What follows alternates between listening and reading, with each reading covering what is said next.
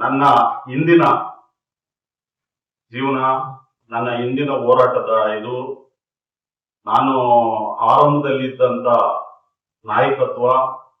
ನಾಯಕತ್ವದಲ್ಲಿ ನಾನು ನಡೆದಂತ ರೀತಿ, ಇದ್ರ ಬಗ್ಗೆನೂ ಹೇಳಿ, ಇತ್ತೀಚೆಗೆ ನಾನು ಹೇಗಾಗಿದ್ದೀನಿ ಅನ್ನೋದ್ರ ಬಗ್ಗೆನೂ ಹೇಳಿದ್ದಾರೆ. ಅದೆಲ್ಲ ನಿಜಾನ.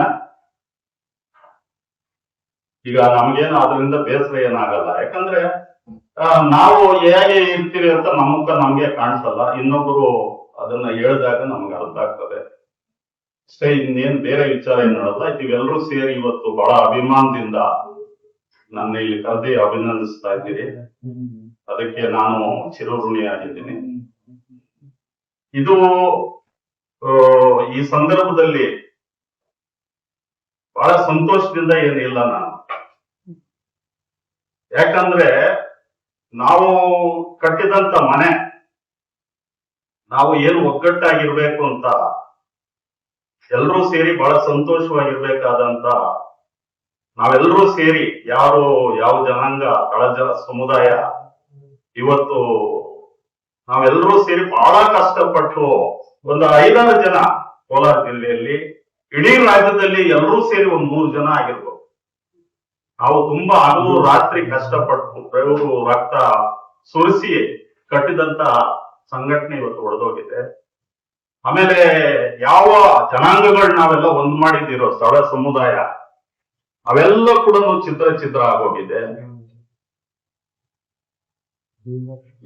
ಈ ಸಂದರ್ಭದಲ್ಲಿ ಈ ಪ್ರಶಸ್ತಿ ಬಂದಿರೋದು ತುಂಬಾ ಸಂತೋಷ ಆಗ್ತಲ್ಲ, ಇದು ಬಹಳ ನೋವೇ ಅಂತ ನಾನು ಭಾವಿಸ್ತೇನೆ.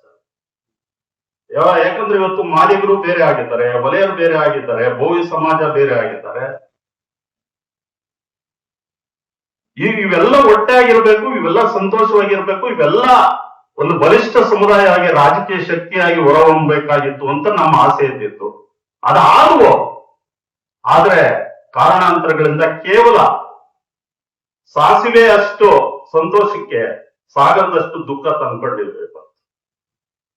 ಇದರಿಂದ ಏನು ಬಹಳ ದೊಡ್ಡ ಇದೇನು ನಾವು ಸಾಧಿಸ್ತಾ ಇಲ್ಲ.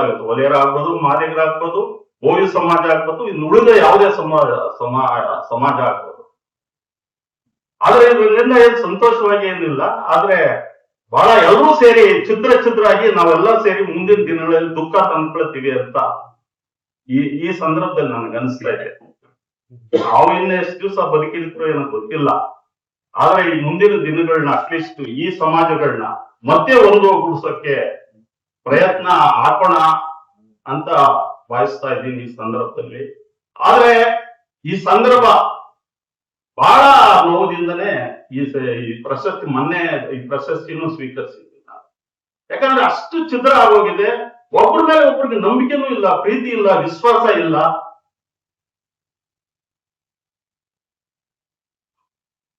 ಈಗ ಈ ಸಂದರ್ಭದಲ್ಲಿ ಈ ಪ್ರಶಸ್ತಿ ಇದ್ದಾಗ ಏನು ಸುಖ ಅಂತ ನೋಡೋಣ. ಈ ಸಂದರ್ಭದಲ್ಲಿ ನೀವೆಲ್ಲರೂ ಒಂದು ಅಭಿನಂದನೆ ಮಾಡಿ ನನಗೆ ಮತ್ತೆ ಶಕ್ತಿ ಕೊಟ್ಟಿದ್ದೀರಿ ಅಂತ ಭಾವಿಸಿ ನಾನು ಮಾತು